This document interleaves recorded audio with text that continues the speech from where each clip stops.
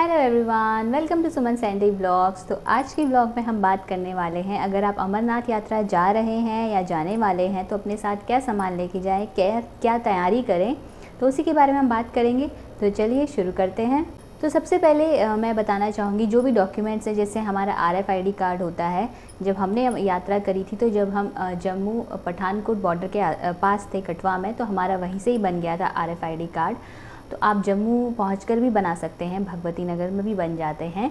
और अगर आप ट्रेन से आ रहे हैं तो आप सीधा भगवती नगर आ जाइए। अगर आप खुद की गाड़ी से आ रहे हैं तो आप जब भी बॉर्डर पे होंगे, जैसे हम जब जम्मू और पठानकोट बॉर्डर पे थे तो हमारा वहाँ पे सिक्योरिटी चेक गाड़ी को मिला था एक।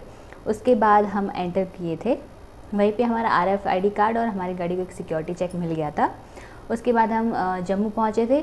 जम्मू में हम भगवती नगर में पहुँचे थे। भगवती नगर में होता है कि जिस दिन आपकी यात्रा शुरू होने वाली है उससे एक दिन पहले जो आपकी अगर पर्सनल गाड़ी है तो वो वहाँ लाइन पे लग जाती है भगवती नगर में। अंदर गाड़ी की पूरी चेकिंग होती है। गाड़ी की पूरी चेकिंग होने के बाद आपको एक सिक्योरिटी चेक का एक और पास मिलता है, उसे आप अपनी गाड़ी में चिपका देते हैं।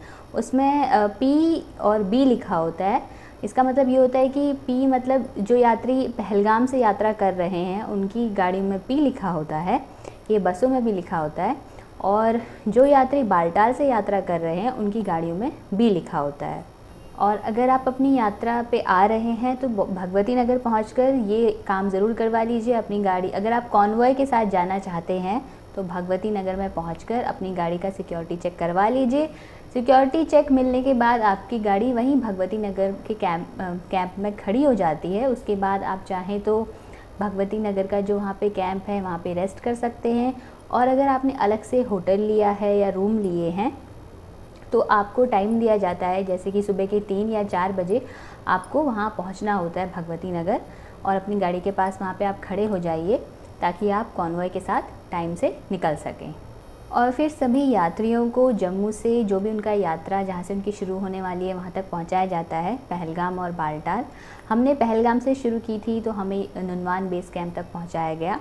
अगर आप अपनी पर्सनल गाड़ी से आ रहे हैं तो आपको अपनी पर्सनल गाड़ी वहीं नुनवान बेस कैंप में ही पार्क करनी होगी, क्योंकि और वहाँ पे आप टेंट लेके रह सकते हैं नुनवान बेस कैंप में।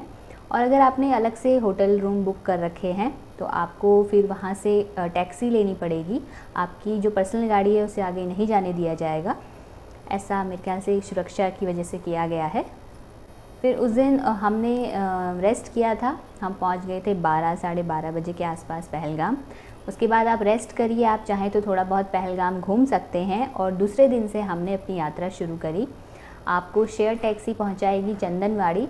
160 रुपया उसका किराया है, वो आपको चंदनवाड़ी छोड़ेगी। 160 रुपया पर पर्सन वो आपको चंदनवाड़ी छोड़ेगी। चंदनवाड़ी से फिर आप अपनी पैदल यात्रा, अमरनाथ की यात्रा शुरू कर सकते। अब जब आप यात्रा शुरू कर रहे हैं तो अपने साथ बहुत ज़्यादा भी सामान मत लेके जाइए, जितना हो सके उतना ही लेके जाइए। ऐसा नहीं है कि पूरा बैग भर दिया है, पूरा बैग पैक लेके जाएं, ऐसा मत करिए। अपने साथ आप उतना ही सामान रखिए जितना ज़रूरी हो। पहलगाम से अगर आप पैदल यात्रा कर रहे हैं तो कम से कम आपको 2 से 3 दिन बिल्कुल लगेंगे और सामान आपको ही लेके जाना पड़ेगा पवित्र गुफा तक। इसलिए जितना हो सके उतना ही ज़रूरी सामान रखिए। आप गर्म कपड़े रखिए, एक इनर्स रख लीजिए और एक जैकेट ज़रूर रखिए। अपने साथ टॉर्च ज़रूर रखिए, छोटा टॉर्च, मफलर रखिए, ग्लव्स और मंकी कैप भी रख सकते हैं, क्योंकि जैसे जैसे आप अपनी यात्रा में आगे बढ़ेंगे वहाँ शेषनाग में बहुत ठंडा होता है और रास्ते में भी मौसम काफ़ी बदलता रहता है। थोड़े अगर आपको लगेगा अभी धूप है तो आगे जाके आपको फिर बादल नज़र आएंगे, फिर आगे जाके बारिश भी हो रही होती है। रेनकोट तो आप ज़रूरी से रखिए।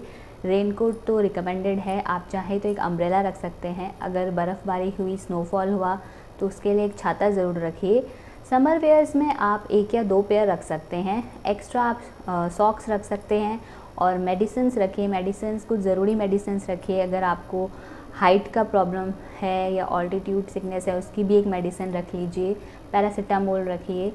खांसी की दवाई स्ट्रेप्सिल्स रख सकते हैं। पेन किलर्स ज़रूरी से रखिए। और आप अपने साथ पुदीन हरा, स्टमक के जो प्रॉब्लम्स, डाइजेशन से रिलेटेड प्रॉब्लम्स की दवा रख सकते हैं। तो अपने साथ ही सारी दवा रखिए। और रास्ते भर भंडारा रहता है तो खाने पीने की कोई चिंता नहीं है। और जितना हो सके ऐसा मत करिए कि भंडारे में आपको अगर खाना अच्छा लग रहा है तो एकदम ही भर भर के खाइए, ऐसा भी मत करिए।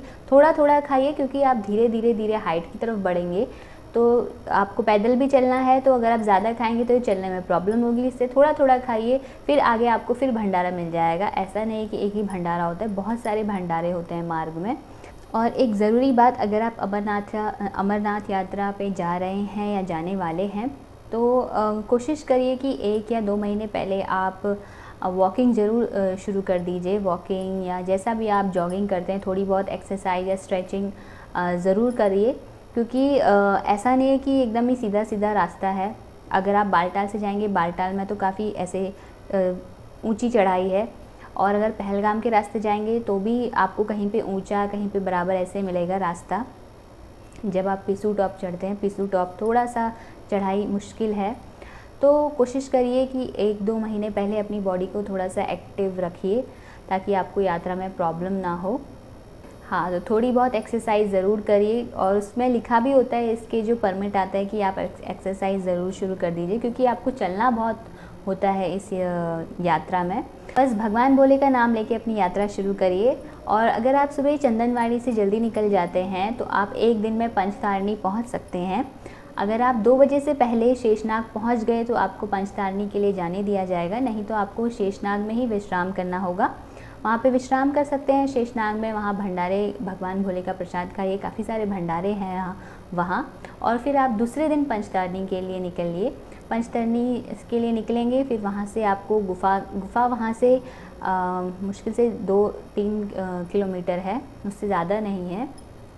वहाँ आप गुफ़ा के दर्शन करके आप वापस आ सकते हैं पंचतारणी में। फिर वापस आके आप रुक के वहाँ पे विश्राम करिए, और फिर आप वहाँ से दूसरे दिन शेषनाग के लिए निकल जाइए। अगर आप पहलगाम के लिए आ रहे हैं, और शेषनाग अगर आप 2 बजे से पहले पहुँच जाते हैं तो आप नीचे वापस चंदनवाड़ी आ सकते हैं। भगवान भोले का नाम लेकर अपनी यात्रा पूरी करिए। यात्रा से जुड़ी अगर आपको कोई भी जानकारी चाहिए, डॉक्यूमेंट से रिलेटेड, तो आप नीचे कमेंट्स में पूछिए। होप आपको ये ब्लॉग अच्छा लगेगा। बाय बाय, जय भोले। मिलते हैं नेक्स्ट ब्लॉग में। वीडियो को लाइक करें, शेयर करें, चैनल को सब्सक्राइब करें। जय भोले।